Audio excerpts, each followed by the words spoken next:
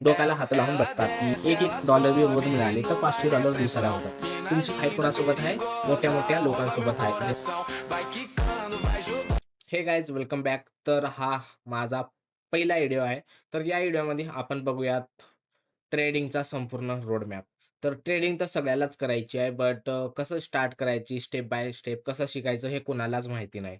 तर आजकाल काय चाललंय ना, की पैसे असले की पटकन अकाउंट ओपन करायचं आणि डिपॉझिट करायचं व ट्रेड करायचं. त्यांना एवढं सुद्धा माहीत राहत नाही, की किती लॉट साइज घ्यायची, किती लॉस घ्यायचा, किती पीपचं एस-एल घ्यायचं, पीप काय असतात हे सुद्धा माहीत राहत नाही. पण तरीही ट्रेड करतात, बाय सेल करून पूर्ण लॉस करतात. नंतर डोक्याला हात लावून बसतात, की लॉस झाला, ट्रेडिंग केलो मी, लॉस झाला. बट जर तुम्हाला खरंच ट्रेडिंगमध्ये करियर करायचं आहे, तर तुम्हाला स्टेप बाय स्टेप ट्रेडिंग करायला शिकावंच लागेल. असं जमणार नाही, की डायरेक्ट बाय सेल करायला स्टार्ट करेन आणि मी प्रॉफिटेबल होईन. या मी पैसा बनवेन. तर इतकं इझी नाही हे फील्ड. तर स्टेप बाय स्टेप शिकणं खूप आवश्यक आहे. सोशल मीडिया जे असती Instagramवर जे काही दाखवतात लोकं, शो ऑफ, फ्लेक्स करतात, ते एवढं रिअॅलिटी राहत नाही. कारण की एफिलिएट जितकं जास्ती पैसा देतं, तितकं जास्त ट्रेडिंग देत नाही. जसं की जर माझ्या लिंकहून कोणी अकाउंट ओपन केलं, तर मला कमिशन भेटते. तुम्ही ट्रेड केला तर मला रोजचं $1-2 कमिशन भेटते. तर तेच जर 1,000 लोकं माझ्या अकाउंटवर माझ्या लिंकहून अकाउंट ओपन केले आणि त्याच्यातले 500 लोकं बी ट्रेड केले रोज आणि एका-एकाकडून जर 500 $1-1 बी रोज मिळाले, तर $500 दिवसाला होतात. तेच जर 1 महिनाभर जर ट्रेड केले लोकं, 500 लोकं महिनाभर कंटिन्यू ट्रेड केले, तर किती रुपये होणार आहेत? $500 एका दिवसाचे म्हणलं तर तुम्ही कॅल्क्युलेशन करू शकता जवळपास 10,000 च्या आसपास. त्याच्यावरही होतात, पण $10,000 आसपास पकडा. $10,000 ची INRमध्ये व्हॅल्यू किती होते? ₹10,00,000. तर तेच त्यांनी तुमचेच पैसे घेऊन फ्लेक्स करतात आणि म्हणतात, की ट्रेडिंगहून मी पैसे कमवलो आणि म्हणतात, की हां, ट्रेडिंग करा, असं करा, तसं करा. बट रिअॅलिटी में इतकं ईझी नाही ट्रेडिंग. जर खरंच ट्रेडिंगमधून पैसा कमवायचे तुम्हाला, तर जवळपास 3 ते 4 वर्षाच्या वरी टाईम लागेल. असं 1-2 वर्षामध्ये होणं शक्यच नाही. आजकाल ट्रेडिंग शिकणारे सुद्धा Instagramवर रील बनवून पैसा बनवत आहेत. मी आजकाल खूप लोकं दिसतात, की ज्यांना ट्रेडिंग येत नाही, मी ट्रेडिंग शिकत आहे असं म्हणतात आणि कोर्स लॉन्च करतात काहीच महिन्यात. कारण की त्यांना फॉलोअर्स गेन झाले 10,000-15,000 की डायरेक्ट लगेच कोर्स लॉन्च करणार. एका कोर्सची प्राईस 2-3 हजार ठेवणार. प्लस एफिलिएट ज्या अकाउंटवर लिंक ओपन करून घेणार, त्याचे पैसे, कोर्सचे पैसे आणि ते सगळे पैसे तुम्हाला दाखवणार, की हे ट्रेडिंगहून कमवलेलं आहे. तर एवढं ज्ञान मला द्यायचं नाही, बट आपण कसं स्टार्ट करायचं ट्रेडिंग हे आपण बघणार आहोत आज. माझ्याकडे 7-8 पी-डी-एफ आहेत, तर ते सगळे पी-डी-एफ तुम्हाला दाखवतो. स्टेप बाय स्टेप ट्रेडिंग कसं स्टार्ट करायचे आपण बघूयात. तर ज्ञान दिल्याबद्दल थोडंसं माफी. आता दाखवतो तुम्हाला पी-डी-एफ. तर हा आहे फर्स्ट पी-डी-एफ. ठीक आहे. तर ही पी-डी-एफ तुम्हाला माझ्या Telegram चॅनलवर मिळून जाईल. और तुम्ही डिस्क्रिप्शनमध्ये लिंक आहे. लिंक करून Telegramला जॉइन होऊ शकता. जसं मी आधी म्हणलो होतो, की एफिलिएटवर पैसे बनवू शकतात. आता तुमची मर्जी आहे करायचं न करायचं.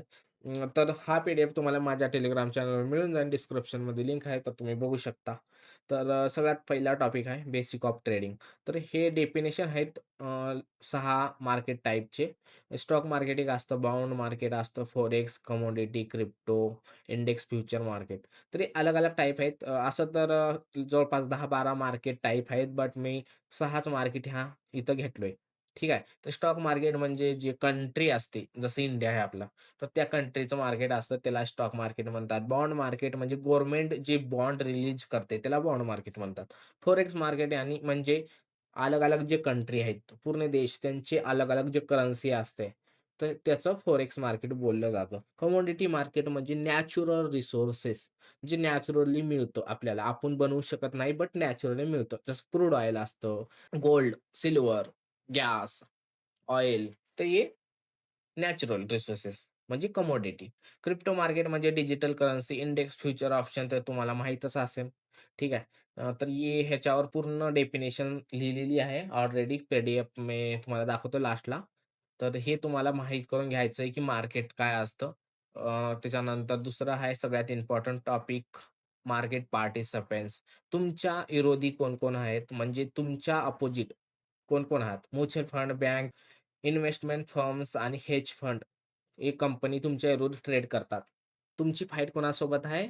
मोठ्या-मोठ्या लोकांसोबत आहे, ज्यांच्याकडे जास्त पैसा आहे. जसं लोकं बोलतात, की market manipulator, market makers, big whales. तर ते असतात ते सगळे 4. तुम्ही कशामध्ये येणार? मी बी रिटेल इन्व्हेस्टरमध्ये येणार. कारण मी इंडिव्हिज्युअल ट्रेडर हा असल्यामुळे रिटेल इन्व्हेस्टर. ओके.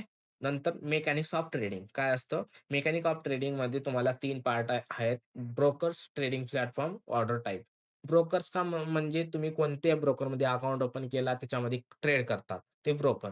ट्रेडिंग प्लॅटफॉर्मचा अर्थ की MT5 जे आपण ट्रेड घेण्यासाठी यूज करतो, प्लस आपलं ट्रेडिंग व्यू. ट्रेडिंग व्ह्यूमध्ये आपण चार्ट एनालिसिस ते करतो. त्याच्यामुळं ट्रेडिंग प्लॅटफॉर्म्स. MT5 का? की काही ब्रोकरमध्ये आपल्याला डॅशबोर्ड भेटत नाही ट्रेड करण्यासाठी. तर ते ब्रोकरमधील जे आयडी पासवर्ड असतं ते MT5 मध्ये आपल्याला लॉग इन करावं लागतं. नंतर आपण त्याच्यामध्ये ट्रेड करू शकतो MT5 मध्ये.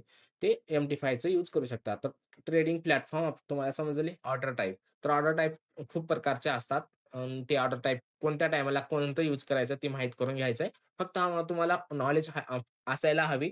म्हणून हे मी टॉपिक दिलोय कारण की लोकं ट्रेडिंग करतात, बट लोकांना बेसिक नॉलेज माहीत नाही. ठीक आहे. तर बेसिक नॉलेज खूप इम्पोर्टंट असते थोडी बहुत कारण की कोण्या टाईमाला कोणती नॉलेजची इम्पोर्टन्स लागेल काही कळणार नाही. ठीक आहे. नंतर प्राइस एक्शन सगळ्यात इम्पोर्टंट पॉइंट आहे. प्राइस एक्शन आजकाल 3-4 कॉन्सेप्ट्स मार्केटमध्ये पॉप्युलर होत आहेत. एस-एम-सी, आय-सी-टी आणि वेगळे खूप सारे आहेत. बट बेसिक तुम्हाला प्राइस एक्शनहून स्टार्ट करावे लागेल. कारण की कॅन्डलस्टिक काय असते, कसं बनते, ह्याच्यापासून तुम्हाला शिकावं लागेल. नाहीतर तुम्ही डायरेक्ट आय-सी-टी, एस-एम-सी शिकाल तर समजणार नाही तुम्हाला काय असतं, कसं घ्यायचं एंट्री काही समजत नाही. तर स्टार्टिंगला तुम्ही बेसिक प्राइस एक्शन शिकून घ्या. तर बेसिक प्राइस एक्शनमध्ये कॅन्डलस्टिक पॅटर्न. तो कॅन्डलस्टिक पॅटर्न खूप इम्पोर्टंट टॉपिक आहे. ह्याच्यामध्ये 4 ते 5 कॅन्डलस्टिक पॅटर्न असतात. मेन असे तर खूप सारे आहेत, पण मेन 4 ते 5 बट हे कॅन्डलस्टिक पॅटर्न आपल्याला डेली और वीकली आणि 4 हॉवर टाईम फ्रेममध्ये प्रिडिक्ट करण्यासाठी खूप इम्पोर्टंट आहे, की नेक्स्ट मूव्ह काय होऊ शकतो आणि एंट्री घेताना बी आपण कॅन्डलस्टिकचा यूज करतो, की ह्या लेव्हलवर आले, की असे कॅन्डलस्टिक बनले, की मी एंट्री घेणार. तर कॅन्डलस्टिक पॅटर्न खूप इम्पोर्टंट आहे. 4 ते 5 कॅन्डलस्टिक पॅटर्न इम्पोर्टंट आहेत. बेरिश, बुलिश सेम असतात. फक्त त्यांची नावं थोडासा अपोझिट असतात. तर 4 ते 5. तर ऑलरेडी ते व्हिडिओ मी बनवलेला आहे. तर तुम्ही बघू शकता माझ्या चॅनलमध्ये. नंतर चार्ट पॅटर्न तुम्हाला स्टार्टिंगला समजून जाईल, की लिक्विडिटी कुठं असते. तर चार्ट पॅटर्न इन फ्युचर तुम्हाला जर तेवढी गरज लागणार नाही. बट स्टार्टिंगला जर तुम्ही स्ट्रॅटेजी कोणती शिकत आहात चार्ट पॅटर्नवर बेसिस असेल, तर लागेल गरज लागेल. तर चार्ट पॅटर्न शिकून घ्या थोडं बहुत. एकदम जसं की तुम्ही चार्ट पॅटर्न जे बघता, ते चार्ट पॅटर्न शिकायची गरज नाही. एक नवीन चार्ट पॅटर्न टाइप असतात, जिथं लिक्विडिटी असते, तिथं ट्रॅप होतात. ट्रॅप झाल्याच्या नंतर मूव्ह करतं प्राईस. ते एक चार्ट पॅटर्न वेगळे असतात.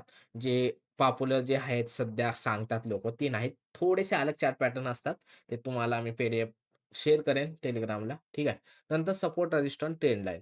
तर ह्याचं बी इन फ्युचर तुम्हाला गरज पडणार नाही. बट स्टार्टिंगला शिकावं लागेल थोडं समजायला, की हां, प्राईस इथं आले की टॅप करून बार-बार प्राईस मूव्ह करायले, प्लस ट्रेंड लाईनहून मूव्ह करायले, लिक्विडिटी कुठं-कुठं आहे. तर सपोर्ट, रेजिस्टन्स, ट्रेंड लाईनची बी लिक्विडिटी असते. तर लिक्विडिटी समजण्यासाठी तुम्हाला सपोर्ट, रेजिस्टन्स शिकावं लागेल स्टार्टिंगला. ह्या तुम्हाला यूज करायची गरज बी पडणार नाही ट्रेड घेताना. बट तुम्हाला शिकलं तर तुम्हाला माहीत होईल, की हां, लिक्विडिटी असते. ट्रेंड लाईनवर लोकं बाय, सेल करतात. तर इथून प्राईस बी मूव्ह करते. ठीक आहे. नंतर सगळ्यात इम्पोर्टंट टॉपिक सप्लाय आणि डिमांड. हे खूप इम्पोर्टंट आहे सप्लाय डिमांड शिकणं. कारण की बेस मोस्टली जे ट्रेडिंग स्ट्रॅटेजी असतात ते ह्याच्यावरच बेस असतात. ठीक आहे. सप्लाय डिमांडवर. तर सप्लाय डिमांड खूप इम्पोर्टंट टॉपिक आहे, हे शिकून घ्या. नंतर इंडिकेटर आजकाल कसं चालू आहे, की सोशल मीडियाला की इंडिकेटरवर जो कोणी ट्रेडिंग करतोय, ते म्हणजे चांगला ट्रेडर नाही, ते प्रॉफिटेबल नाही. इंडिकेटरवर ट्रेडिंग करू नका, असं खूप सारे लोक बोलतात. बट आपलं ॲट द एंड एम काय आहे? प्रॉफिट बनवणं. कसंही बनवा, प्रॉफिट बनवायचं आहे आपल्याला. इंडिकेटर यूज करा, न करा. पण प्रॉफिट करायचं तर इंडिकेटर यूज करू शकतो. तर स्टार्टिंगला इंडिकेटर काय यूज करावं? कारण की कॉन्फिडन्स राहत नाही आपल्याला स्टार्टिंगला ट्रेडिंग करताना. तर इंडिकेटर यूज केलं तर थोडंसं कॉन्फिडन्स येतं. प्लस आपल्या साइडला जर असलं इंडिकेटर म्हणत असेल, की हां, बुलिश आहे. माझं व्ह्यू बुलिश आहे, इंडिकेटरचं व्ह्यू बुलिश आहे. तर मी कॉन्फिडन्स राहील ट्रेड घ्यायसाठी. जर इंडिकेटर नसेल यूज करत, तर नुसतं कॅन्डल बघून कॉन्फिडन्स तेवढं येत नाही, तेवढं इंडिकेटरमुळे कॉन्फिडन्स येतं. तर मी एक इंडिकेटर बेस स्ट्रॅटेजी बनवलेली आहे. खूप चांगली स्ट्रॅटेजी आहे और मला खूप चांगला रिझल्ट देते आहे. ठीक आहे. तर इंडिकेटरवर तुम्ही टॉप 5 इंडिकेटर बघू शकता. त्याच्यामधले एकात इंडिकेटर यूज करा. स्टार्टिंग फेजला. नंतर तुम्ही इन फ्युचर तुमची जशी स्ट्रॅटेजी जसं-जसं तुम्हाला नॉलेज मिळेल तसं-तसं तुम्ही इंडिकेटर सोडून द्याल ऑटोमॅटिकली. नाहीतर इंडिकेटर बेस्ड स्ट्रॅटेजी बनली असेल, तुमच्याकडे असेल, तर तुम्ही यूज करू शकता इंडिकेटर. कोणताच प्रॉब्लेम नाही इंडिकेटर यूज करायला. ठीक आहे. तर आपलं एम काय आहे? प्रॉफिट बनवायचा आहे. इंडिकेटर यूज करून प्रॉफिट बनवा, की असंच बनवा, पण प्रॉफिट करायचं आहे. तर काहीही करू शकता तुम्ही इंडिकेटर यूज करू शकता. प्रॉब्लेम नाही. तर टॉप 5 इंडिकेटर यूज करा. त्याच्यामधले 1 ते 2 नाहीतर सगळे इंडिकेटर लावून ठेवा चार्टवर असं नाही. ठीक आहे. तर 1 ते 2 इंडिकेटर जे चांगले वाटते तुम्हाला, तुमच्या माइंडसोबत मॅच करायलेत, तर तुमचं युवा बार-बार मॅच व्हायले आणि तसंच प्राईज करते. तर इंडिकेटर ते तुमच्यासाठी चांगला असेल मे बी. नंतर सगळ्यात important tool Fibonacci retracement. Fibonacci रिट्रेसमेंटमध्ये 2 टूल आहेत. एक असतं ट्रेड घेण्यासाठी, एक असतं टार्गेट डिसाईड करण्यासाठी. तर एक टूल तितकं पॉप्युलर नाही जे टार्गेट दाखवतं, की तो प्राईस जाऊन रिव्हर्स होण्याचे चान्सेस जास्त आहेत. तर फिबोनाचीमध्ये खूप अलग-अलग सेटिंग असतात. कोणाकोणाची कोणती सेटिंग असते, कोणाची कोणती सेटिंग असते. तुमच्या हिशोबानं बॅक टेस्ट करून तुम्हाला फिबोनाची सेटिंग्स बघावं लागेल आणि तुम्हाला फिबोनाची यूज करायला शिकावं लागेल. तर फिबोनाची टूल खूप इम्पोर्टंट आहे. तुम्हाला इन फ्युचर खूप गरज पडणार आहे और खूप चांगला टूल आहे. ठीक आहे. तर ह्याच्या बेसिसवर तुम्ही एक खूप चांगली स्ट्रॅटेजी बी बनवू शकता फिबोनाची रिट्रेसमेंटवर. हे झाले नॉर्मल प्राईस ॲक्शन. ठीक आहे. नंतर मॅनेजमेंट. तर ट्रेड मॅनेजमेंट, रिस्क मॅनेजमेंट. तर आजकाल लोकांकडे पैसा आहे, बट ट्रेड मॅनेजमेंट, रिस्क मॅनेजमेंटच माहीत नाही. लोकं डायरेक्ट अकाउंटमध्ये पैसे टाकून बाय सेलच करत राहतात. तर ट्रेड मॅनेजमेंटचा अर्थ असा आहे, की सगळ्यात पहिलं आपण रिस्क मॅनेजमेंट करतो, नंतरच ट्रेड घेतो. रिस्क मॅनेजमेंट म्हणजे एका ट्रेडमध्ये किती रिस्क घ्यायचं, किती लॉट साइज घ्यायची, किती ट्रेड घेऊ शकतो मी टोटल कॅपिटलमध्ये. ट्रेड घेण्याच्या आधी सगळं कॅल्क्युलेशन करतो आपण, त्याला रिस्क मॅनेजमेंट म्हणतात. ट्रेड घेतल्याच्या नंतर ट्रेडला मॅनेज करणं. केव्हा स्टॉप लॉस ट्रेल करायचे, केव्हा मोठा टीपी घ्यायचा आहे, केव्हा एक्झिट करायचे आहे. तर ते मार्केटच्या हिशोबानं तुम्हाला ट्रेडला मॅनेज करावं लागते. कॅन्डलस्टिक बघून, मार्केटची सिच्युएशन बघून तुम्हाला ट्रेड मॅनेज करावं लागतं. तर त्याला म्हणतात ट्रेड मॅनेजमेंट. नंतर सायकॉलॉजी. तर सायकॉलॉजी तुम्हाला स्टार्टिंगला तर काहीच कळणार नाही. तर जसं-जसं तुम्ही ट्रेडिंगमध्ये टाईम घालवाल, तसं-तसं तुम्हाला माहीत होईल, की कोणते कोणते इमोशन तुमच्यामध्ये येतात. ट्रेड घेताना, ट्रेडमध्ये एंटर असताना काय-काय येतं. तर इमोशन ते कंट्रोल करणं त्याला सायकॉलॉजी म्हणतात. कारण की सायकॉलॉजी खूप इम्पोर्टंट असते. सायकॉलॉजी खराब झाली तर ट्रेड मॅनेजमेंट आणि रिस्क मॅनेजमेंट खराब होऊन जाईल. तर हे 2 गोष्टी जे आहेत, 2 ते 3 गोष्टी ट्रेड मॅनेजमेंट आणि सायकॉलॉजी. ठीक आहे. या रिस्क मॅनेजमेंट. जर एक बी गोष्ट खराब झाली ह्या तिघांमध्ये, तर हे दुसऱ्या दोन्ही गोष्टी खराब होणार. जर ट्रेड मॅनेजमेंट खराब असला, तर रिस्क मॅनेजमेंट आणि सायकॉलॉजी खराब.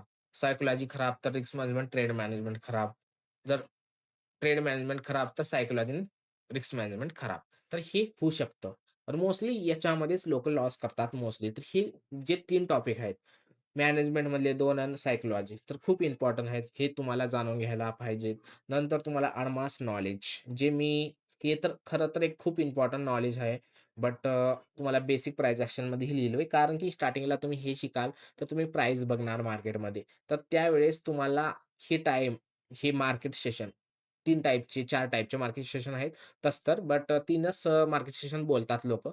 तर 3 मार्केट सेशनमध्ये कोणत्या टाईमला चांगला मूव्ह येतो, काय नाही, कोणते न्यूज इम्पोर्टंट आहेत, कोणत्या टाईमाला कोणत्या न्यूजमध्ये मोठा मूव्ह येतो, हे बघण्यासाठी हे तुम्हाला मी सांगितलोय, लिहिलंय. हे तुम्हाला माहिती करून घ्यायला पाहिजे. जसं की मार्केट सेशन्स. तर मार्केट सेशन किती असतात, कोणतं चांगलं सेशन आहे तुमच्यासाठी हे बघायचं आहे. नंतर मेजर न्यूज आणि इव्हेंट. जे इंटरनॅशनल न्यूज येतात, या इव्हेंट असतात. ते इव्हेंट आणि न्यूज माहीत करून घ्यायचे. त्याच्यानंतर बेस्ट पेअर्स. तर मार्केटमध्ये खूप टाइपचे पेअर्स आहेत. कमोडिटी, क्रिप्टो, गोल्ड, फॉरेक्स खूप टाइपचे. तर त्याच्यामध्ये कोणते चांगले आहेत तुम्हाला ट्रेड करण्यासाठी? कोणत्यामध्ये सगळ्यात कमी रिस्क आहे? कोणत्यात सगळ्यात जास्त रिस्क आहे? कोणत्यात फास्ट पैसा बनतो? कोणतं सगळ्यात चांगला मूव्ह करतो? हे तुम्हाला जाणून घ्यावं लागेल. त्याच्यामधले मोजके पेअर घ्यावं लागेल 2-3 पेअर्स आणि त्याच्यामध्ये ट्रेड करायचं तुम्हाला. तर त्याच्यासाठी बेस्ट पेअर माहिती करून घ्यायला पाहिजे. H4 opening. तर H4 ओपनिंगची काय इम्पोर्टंट आहे? H4 ओपनिंग काय असते? केव्हा ओपनिंग झाल्यामुळं काय-काय प्राइस एक्शनमध्ये बदलाव येतात. कोणत्या टायमाला H4 ओपनिंग होते. तर हर एक ब्रोकरचं H4 टायमिंग वेगळं असतं H4 ओपनिंगचं. त्याच्यामुळं हर एक टाईमला थोडंसं मूव्ह येतो H4 ओपनिंगच्या नंतर. नंतर टॉप डाउन एनालिसिस जे की हायर टाईम फ्रेमहून लोवर टाईम फ्रेममध्ये जे ट्रेड करतो, त्याला आपण टॉप डाउन एनालिसिस बोलतात. याला फॅक्टर बी बोललं जातं टॉप डाउन एनालिसिसला. तर आपलं नॉर्मल जे प्राइस एक्शन आहे त्याच्यामध्ये टॉप डाउन एनालिसिस बोलतात. ठीक आहे. तर ही पूर्ण पी-डी-एफ तुम्हाला Telegramवर मिळेल. तुम्ही कसं करायचं, की स्टेप बाय स्टेप शिकायचं, की स्टॉक मार्केट काय असतं, बॉन्ड मार्केट, फॉरेक्स, क्रिप्टो असं YouTubeवर सर्च करा आणि तुम्ही माहिती करून घ्या. नाहीतर माझं पी-डी-एफ वाचून घ्या. फर्स्ट जे टॉपिक आहे ह्याच्यावर. नंतर सेकंड टॉपिक बी तुम्हाला पी-डी-एफमध्ये मिळून जाईल. थर्ड टॉपिक बी तुम्हाला पी-डी-एफमध्ये शिकायला मिळेल.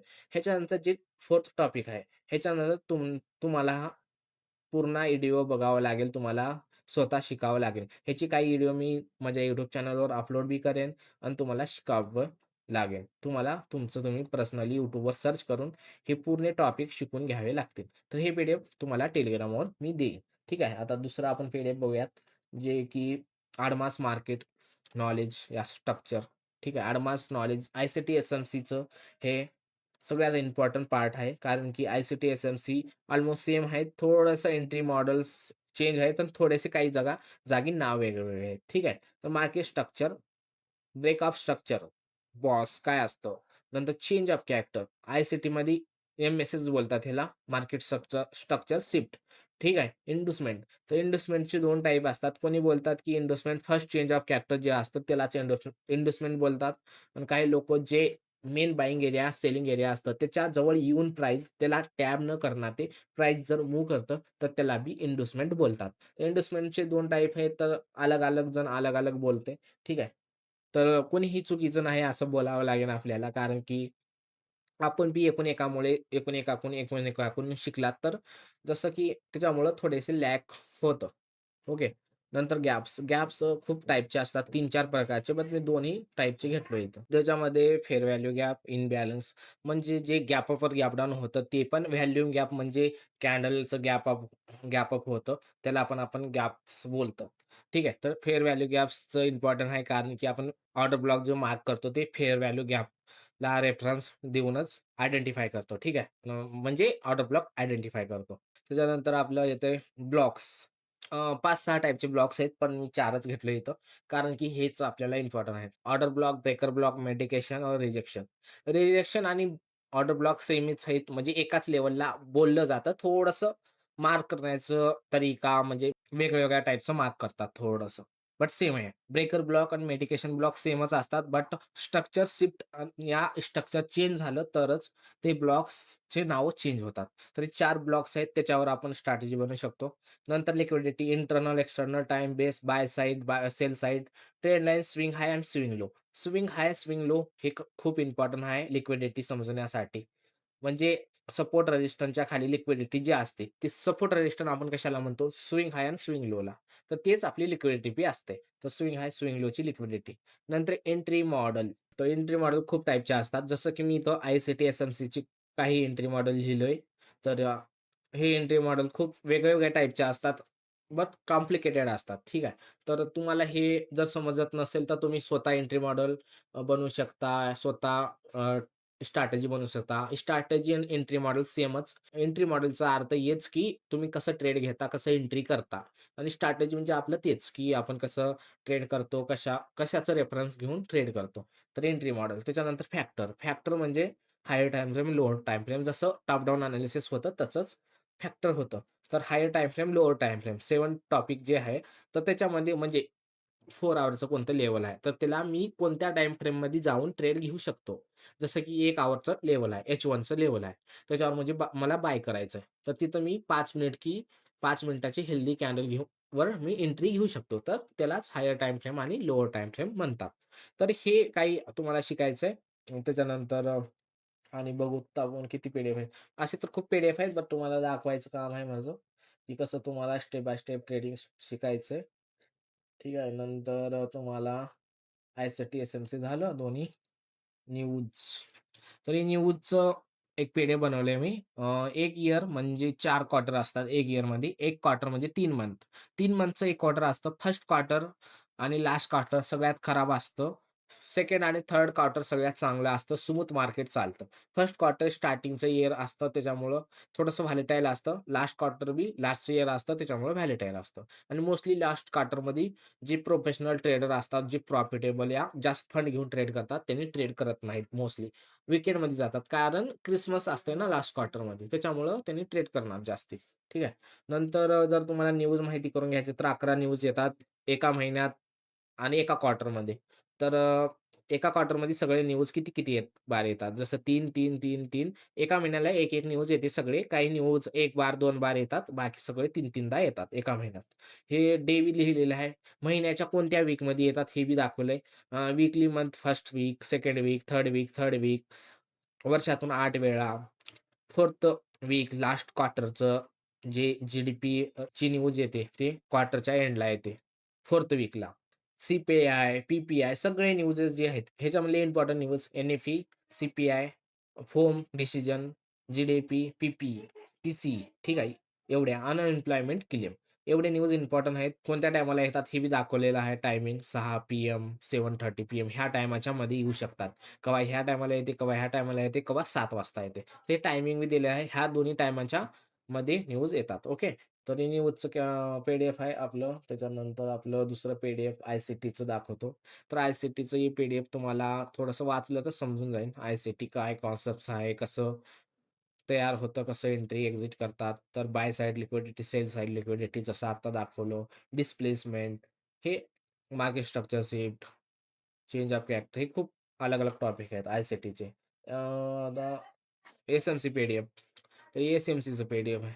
तर ह्याच्यामध्ये एस-एम-सीचे काही लेव्हल्स असतात. OB order block, breaker block, fair value gap, breakup structure, change of character, liquidity हे सगळे तुम्हाला वाचून घ्यायच्यात. नाही वाचलं तरी चालेल कारण की मी ह्या पी-डी-एफमध्ये तुम्हाला सगळं सांगितलेलं आहे. कसं तुम्हाला स्टेप बाय स्टेप शिकायचंय. ओके. नंतर कॅन्डलस्टिक बंडल हे खूप इम्पोर्टंट आहे. ह्याचं मला पी-डी-एफ भेटत नव्हतं. तर ह्याच्यावर कॉपीराइट आपलं वॉटरमार्क आहे. तरी पण मी तुम्हाला देईन हे पी-डी-एफ Telegramमध्ये. ह्याच्यामध्ये तुम्हाला कॅन्डलस्टिक समजून जातील. कसं कॅन्डलस्टिक वर्क करते. तर कॅन्डलस्टिक पॅटर्नचं सगळं तुम्हाला ह्या पी-डी-एफमध्ये भेटेल. 170 पेजेस आहेत जसं की ह्या दाखवलेलं आहे. तुम्ही एक वेळा पी-डी-एफ बघितला तर तुम्हाला थोडासा आयडिया येईल, की प्राईस कसं मूव्ह करतं, कसं रिएक्शन देतं. सपोर्ट, रेजिस्टर हे सगळं तुम्हाला दाखवलेलं आहे इथं. तर बघू शकता तुम्ही. नंतर आणि काय दाखवायचं राहिलं तुम्हाला चार्ट पॅटर्न. हे काही चार्ट पॅटर्न आहे. हे 4-5 जसं की हे लिक्विड रिसीव्ह करून मूव्ह केलेलं आहे. ब्रेकअप स्ट्रक्चर केल्याच्या नंतर ब्रेकअप स्ट्रक्चर न करणार ते लिक्विडिटीवर ठेवलं. खालची लिक्विडिटी खाऊन वरी गेले. इथं ब्रेकअप स्ट्रक्चर करून कंटिन्यू केले. इथं न ब्रेकअप स्ट्रक्चर करणार ते इंटरनल मध्ये शिफ्ट झालं. इथं डबल बॉटम बट इथं लिक्विडिटी न स्वीप करणार तर इथं लिक्विडिटी स्वीप करून. तर असे काही पॅटर्न्स असतात. ह्याच्या अपोझिट बी तुम्हाला काही पॅटर्न भेटतील. हे ओन्ली बायिंग साइड आहेत. हे सेलिंग साइड बी असतील. तर हे तुम्हाला पी-डी-एफ माझ्या Telegramवर मिळून जाईल. टेन्शन घेऊ नका. तर तुम्हाला एवढं सगळं शिकावं लागेल. तर सगळ्यात एक इम्पोर्टंट गोष्ट ऐकून घ्या. तर ट्रेडिंग शिकलो सगळं झाल्याच्यानंतर तुमच्याकडे 3 ऑप्शन असतात स्ट्रॅटेजी बनवताना. एक ऑलरेडी कोणाची तरी स्ट्रॅटेजी घ्यायची, तिला बॅक टेस्ट करायचं आणि तेच यूज करून ट्रेड करायचं. दुसरं कोणाची स्ट्रॅटेजी घ्यायची, त्याला बॅक टेस्ट करायचं, त्याच्यामध्ये तुमच्या हिशोबानं मॉडिफिकेशन करायचं आणि त्याला ट्रेड करायचं त्याच्यावर. थर्ड स्वतः स्ट्रॅटेजी बनवायची आणि ट्रेड करायची. तर स्वतः स्ट्रॅटेजी बनवण्यासाठी तुम्हाला टाईम लागेल कारण की एक्सपिरियन्स घ्यावा लागेल मार्केटकडून. त्याच्यानंतरच तुम्ही स्ट्रॅटेजी बनवू शकता. ठीक आहे. तर हे 3 ऑप्शन आहेत त्याच्यामध्ये तुम्ही चूज करू शकता जे काही ऑप्शन तुम्हाला चूज करायचे आणि असं तुम्ही स्टेप बाय स्टेप ट्रेडिंग करू शकता. तर ट्रेडिंग करणं स्टार्ट करताना तुम्हाला सगळ्यात पहिले लक्षात ठेवायचं आहे तुमच्याकडं पीसी किंवा लॅपटॉप असणं गरजेचं आहे.